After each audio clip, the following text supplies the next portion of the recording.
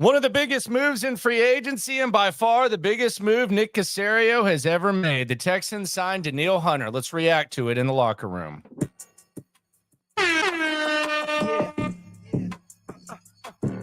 Yeah, it's the locker room on YouTube. You know what it is. Let's get it. Hey, locker room. Yeah, we in the locker room. Texas talk. Yeah, you know what we about to do. Localize every angle's what we really do. We the source. We the pulse of the city too. After a quiet day one, the Texans make a massive splash. Danielle Hunter, signed by Nick Caserio and company, one of the biggest names on the free agent market, a local guy. He is coming to the Houston Texans. And the immediate reaction to this is this lines up perfectly with what we've been talking about in the offseason. It is a 2-year deal, which means it's going to be inside the window of when Will Anderson and CJ Stroud will be eligible for contract extensions. It's a big name. I know a lot of people wanted big names. I wasn't big on Christian Wilkins. And it brings a guy who does something that the Texans need very, very badly, which is someone who can get to the quarterback. Last season, Danielle Hunter had 16 and a half sacks. The year before that, he had 10 and a half. A down year in 2021, only played 7 games. And then the 2 years before that, he had 14 and a half, 7, 12 and a half, and 6. He has 87 and a half career sacks since 2015. And this gives D'Amico Ryans, when you heard D'Amico Ryans in the offseason say that the Texans needed to improve on the defensive line, they did that. And they did that in a really, really big way. How does he fit?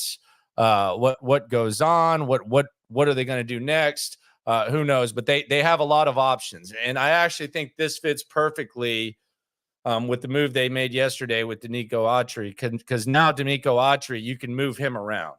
It was a little bit awkward because with Danico Autry, you were hoping a 34-year-old could come in here, duplicate what he did last year, and replace Jonathan Grenard. You don't need that. You don't need that now. Now what you need is D'Amico Ryans to get creative, and you have some depth on that D line with Autry and Hunter. You add them to the mix, and it looks like right now the Texans, the approach right now in free agency has been on defense. Obviously, that's where the largest investment has been. This is the kind of move that you wanted the Texans to make if you were disappointed in the slow start yesterday. And this is a really big move. Really big move for the Texans. Danielle Hunter coming home to Houston, $49 million. It looks like 2 years, $48 million guaranteed. And the Texans, in any talk of cheap and any jokes like that, they got the last laugh because they got one of the biggest names on the market. And I actually like this. If you line this up, the other thing I like about this is if you line this up against the other moves, it's not a long-term commitment. You're not giving him 4 years. You're not giving him 5 years. It's a 2-year commitment. And this is when you talk about being aggressive on the rookie deal, this is what you're talking about.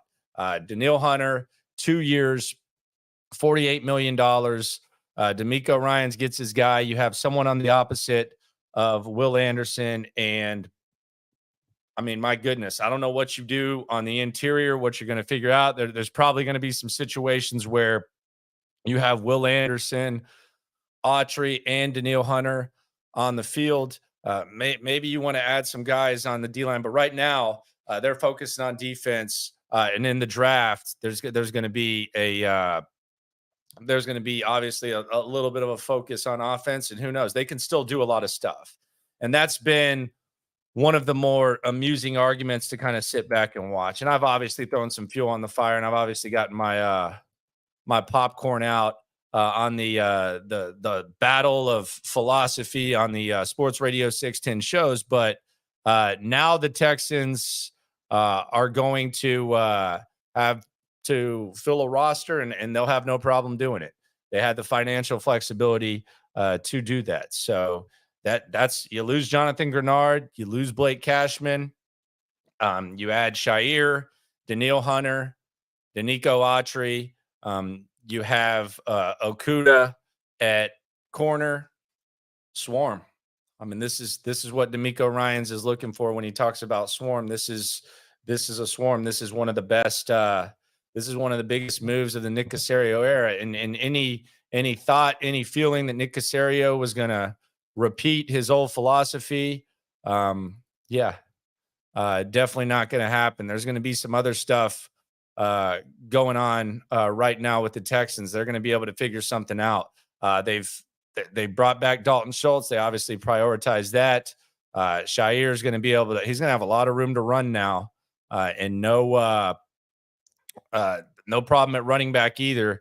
They start off the day trading for Joe Mixon. So right now you're just going to fill in some holes, but you're going to have perhaps one of the best defenses in the NFL when it comes to getting after the quarterback. And this is the other thing about this that I think is really something that we focused on a lot on the defensive side of the ball is not only did you add talent, not only did you add bodies, not only did you add versatility, not only did you give D'Amico Ryans a lot of options and things that he can do when it comes to getting off the quarterback, but you naturally have a few guys with the arrow pointing up when it comes to potentially becoming elite players. You think the best is ahead for Christian Harris, I would assume. You think the best is ahead for Derek Stingley. You know the best is ahead for Will Anderson. So not only did you add Danielle Hunter, you have some guys that you feel like are perhaps on the edge of becoming elite. So a big move for Nick Caserio. I think any panic, any anxiety is gone. It comes the second day. I think you heard it 796 times today that that free agency isn't, and I kind of had some fun with it. Free agency isn't one on day one. I just find it amusing that people feel the need to even say that. And you're going to see how creative they can get. This is where you're going to see, when there was disagreements, whether it's in the comments or whether it's on the radio, this is where you're going to see just how flexible this team can get. Because I would be willing to bet that they are not done yet, especially the way this is laid out. And that's why I like this move so much. When you look at the bad free agency moves, typically they aren't 2-year deals. Typically they're 5-year deals, 4-year deals. And after a couple of years, the person is on the streets. The person is gone. The not for long league. I think the length of the deal, the need being filled that D'Amico Ryan said that he needed to fill, and still assets to look at other things, make this deal very, very, very appealing. It is the Locker Room #1 source for Texans digital content. Be sure to subscribe, like, right along. We'll still do the night stream tonight. But yeah, we'll see how this whole thing goes. And shout out to the king of the stream, Stoots. I know he was on. I had to react to this, and I'll be on at 10. Someone brings up safety. I mean, with the way this safety market is right now, I mean, why wouldn't you be looking at a safety?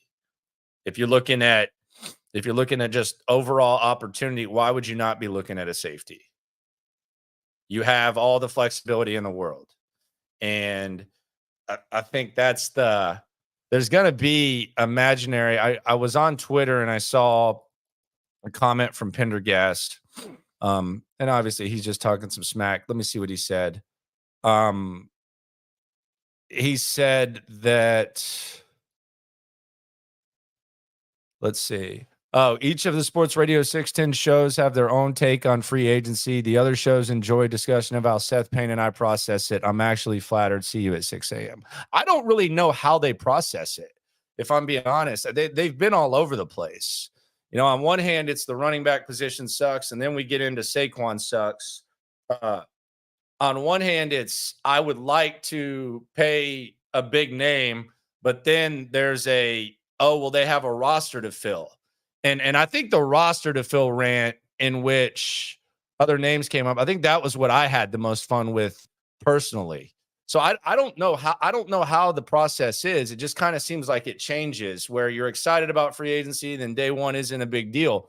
So I'll be honest, my amusement with that whole thing is the need to tell people like fans that are excited, day one of free agency isn't when it's won. I think most people would know that, but I haven't been able to really follow the philosophy. And I think the rant about filling a roster, this actually counters that because they did spend whatever $48 million on a player. So I don't know that this actually is like a victory lap or anything like that. I've enjoyed watching Lopez.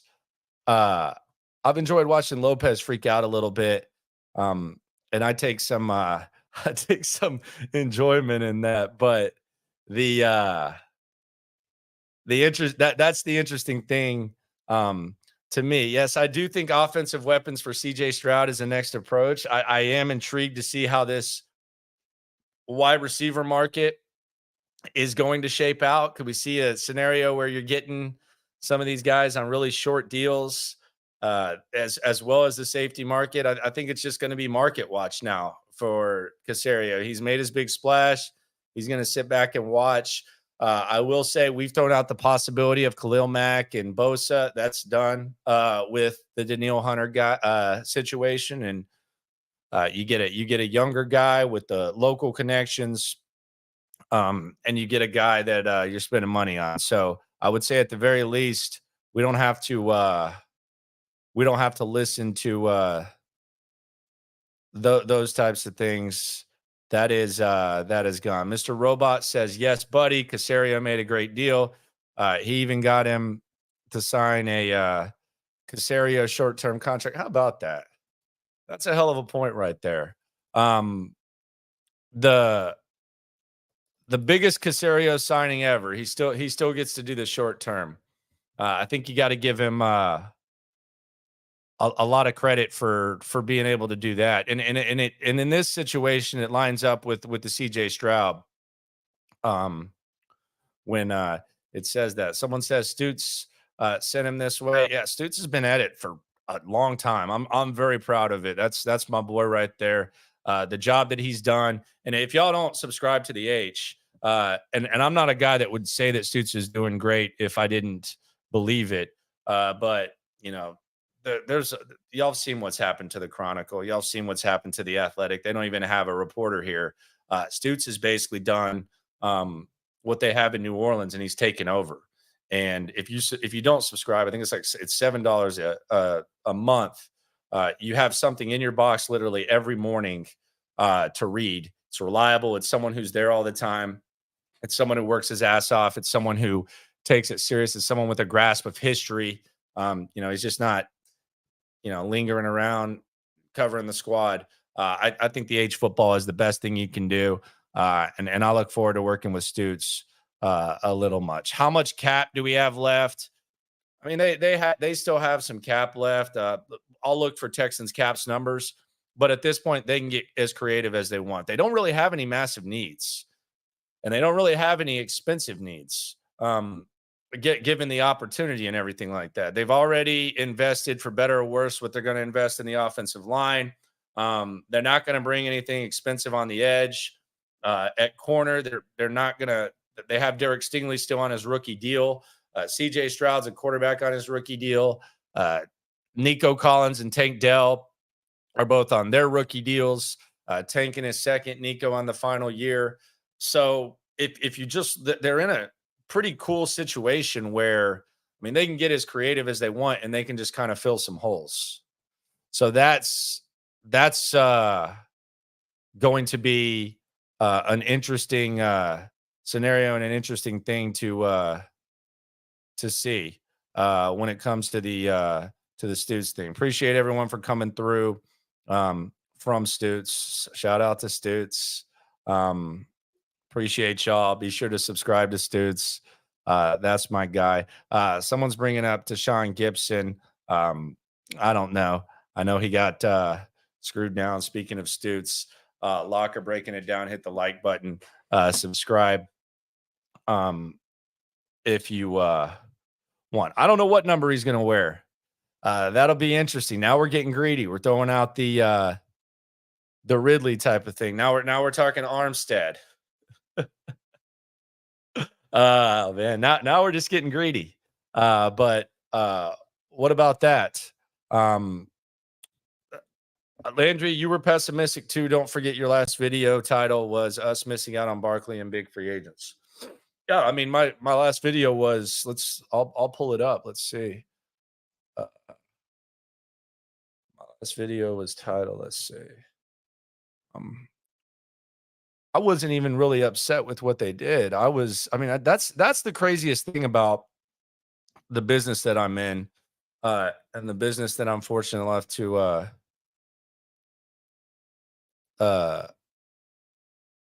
work with. So here's the title. Let's just pull this up. This is you were pessimistic. Let's see. Let's see. Here we go. Texans miss out on Saquon Barkley and lose a lot of own players in frustrating day of day one free agency. Yeah, I mean, that happened, right? They missed out. They lost a lot of their own players, and they missed out on Saquon. So yeah, that's what happened, right? They were in on Saquon. They didn't get him. And they lost Devin Singletary. They lost Blake Cashman. They lost Jonathan Grenard. Yeah. So there you go. Are me and John happy now? I'm sure Lopez is. Lopez wanted a big name. I just didn't want Christian Wilkins. I mean, I didn't want Christian Wilkins. I didn't want one of these like big ass 5-year deals. I didn't want Patrick Queen, although Patrick Queen's value kind of surprised me as well. He had the 3-year deal that was not close to what the projection was on Spot Rec. I'm fine. I think this is a lot for D'Amico to play with, and I think their defense has potential now to be perhaps a top 10 defense. And even if this goes bad, it's a 2-year deal. You know, it's not a 3 or 4-year deal. So yeah, this would be like when you balance out every philosophy, this is one of the one of the better things to see. Cole said I had to turn off 610 earlier from how much whining was going on and telling fans they were stupid for saying to wait free agency out before flipping bleep on Nick. Telling fans they were stupid for saying to wait free agency out before flipping bleep on Nick. Yeah, I don't know if anyone who was flipping out on Nick. Was it the afternoon guys? I mean, they were cheap yesterday. They didn't do anything.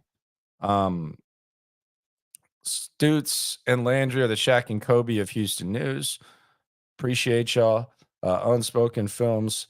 What's my prediction for the day one pick? I don't think they're taking a guy on the edge. I think we could say that. I don't think they're going to be adding any more bodies on the D line. Although, I mean, if a guy like Byron Murphy or something does fall down there, then they might be tempted to just go wild on the D line. I could easily see them looking corner. I could definitely see them going wide receiver. Really, all options are open at this point when it comes to the round one. You know, this isn't one of those years where you come into you come into the draft and you say that there's a certain thing that they need. And by the way, I've talked to Stutes, so we're gonna figure it out. I think we're gonna try to stream during the draft, maybe a home and home, maybe an in and post, but we're gonna try to do some sort of collab for the draft. Just depending on how that works out, whether it's his channel, my channel, day one, day two, rotation. I think we're going to try to keep this going. So be sure to keep on liking, subscribing, riding along, and let's see what goes. Let Nick cook. 2 years, great contract. Absolutely. P Nasty, you got a hat tip Nick for getting Mixon for pennies. I would be willing to bet the Cowboys didn't even think about it. Cowboys are in trouble when it comes to running back, unless something's happened that I missed out on. The Cowboys are in serious trouble when it comes to the running back position. I like Joe Mixon. I'm a Joe Mixon fan. I think he's an all-purpose guy. I have no issue with him. I'm good with Joe Mixon. I've heard nothing but good things about Joe Mixon. I've never really been involved in Joe Mixon slander. I don't think Murphy's at 23 either. The only reason I brought up Murphy is because I initially I said that Murphy, the Texans, I don't think would draft D-line, but if Murphy was there, that maybe it would be appealing. That was my only thing. Wide receiver, cornerback, no backup running back in first round, my friend. Safety, who knows? Don't know about that. How long until me and Cody have a joint show? Don't know. I love Lopez. So there is that. They gave up a 7th round pick for Joe Mixon. So they basically just said, hey, we don't want to deal with the market. We don't want you to get like some bidding war. We we just want to get a running back, not worry about a running back, and we want to focus on Danielle Hunter. That's what they went. Tavondre Sweat in the 2nd round. I mean, that I would not mind that. And that's a 2-down guy, and you have a bunch of other guys. That's my favorite thing about this. Like, my immediate thought on this is that you can now move around to Nico Autry. You're not just saying, please, at 34 years old, do what you did last year and replace Jonathan Grenard, and we're going to see what's going to happen. Nah, you get creative with that. Creative as hell with that. Joe said it best. Be sure to hit the like button. Go back and do that. And by the way, we're still doing the late night stream. We're still doing the 10:30. This is a bonus episode. So the 10:30 stream, the locker room, we're still going to do that. We're going to have plenty of time to react. But right now it's just about the Danielle Hunter thing and what they got going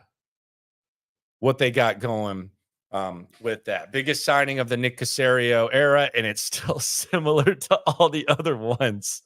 That's my favorite thing about it. That's the most intriguing thing. So I saw JJ Watt. Let's pull up JJ Watt's tweet. Let's see. JJ Watt. Okay, here's what JJ said. Let's just scroll through Twitter and see what people are talking about. Let's see. Here's JJ. We got this up. Yeah, there we go. So JJ says Danielle Hunter gets deserves more credit than he gets. Currently leading NFL in sacks and TFLs, and then he did a bump up with the H. Storm is trying to get Quandre Diggs to come home. By the way, y'all know Quandre Diggs' brother is Quentin Jammer. If you watch Texas, you knew that, but yeah. Sean Pendergast still We have other good folks, but thanks for listening. Sean's in his feelings. Let's look at what Sean's been saying. Let's check this out. Each of the Sports Radio 610 shows have their own take on free agency. The other shows enjoy discussion how Seth Payne and I process it. It's more amusing, honestly. I'm actually flattered. See you at 6 a.m. No, it's not. Lopez and Show have been on this. I thought the most amusing thing was the listing. And if y'all listen, the listing of the roster as if the Texans couldn't sign one guy and be able to fill a roster. That's been my favorite thing. Who was it they brought up? They brought up D'Angelo Ross contract and something else. Then Sean says we have other good folks. Talking about Caserio. Hashtag run it back with the Colts. Mixon, there you go.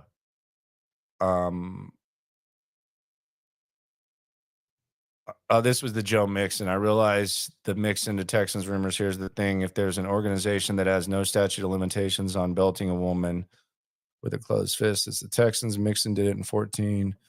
I feel like with the Texans, it might as well have been last Thursday. Maybe I'm wrong. Yeah, he was wrong on that.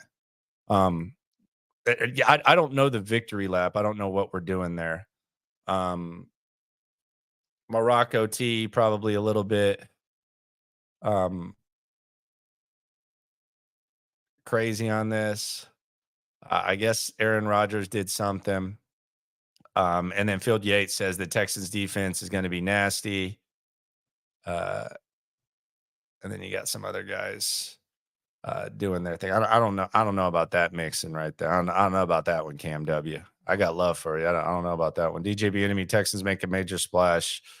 16 seasons. Thank you very much for that. All right. So this is their biggest reaction to end this. And then we'll get to this tonight and we'll figure out what all we got going on. The biggest reaction for me is that, number one, the Texans have lined up their biggest contract with the philosophy that Nick Caserio likes, which is short-term contracts.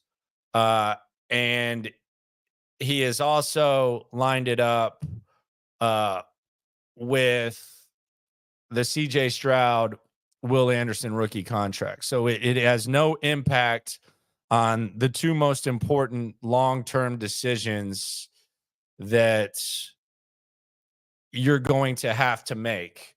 So that's number one. Number two is that the Texans now have set up to where they can take advantage of the markets, whether it's the safety market, whether it's the receiver market, whether it's what falls to them in the draft. They've set their roster up to where I still think weapons for CJ is a massive, massive thing that you need to take a close look at, but it's lined up nicely. And I also think they're going to be able to make some more moves. I don't think they're going to be done just yet. All right. Appreciate everyone for coming through. I know I say this a lot, but I really appreciate you.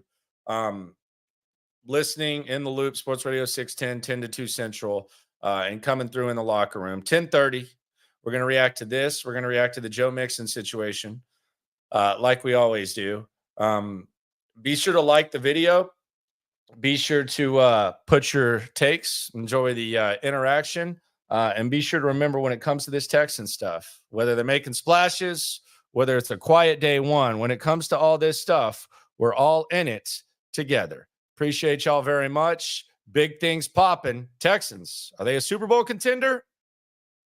We'll see how the rest shapes up, but they're functioning like one now. Every angle's what we really do. We the source, we the pulse of the city too. Landlocked, got the game in the headlock. Localized every time, can't stop, won't stop. Yeah, we top two and we not too. Plugged in daily digital on YouTube. We got taste for days, opinions to give, we got takeaways. If it's up, then it's up. We number one. You don't need to try your luck. Locker room, yeah, we in the locker room. Texas talk, yeah, you know what we about to do. Localize every angle's what we really do. We the source, we the pulse of the city too.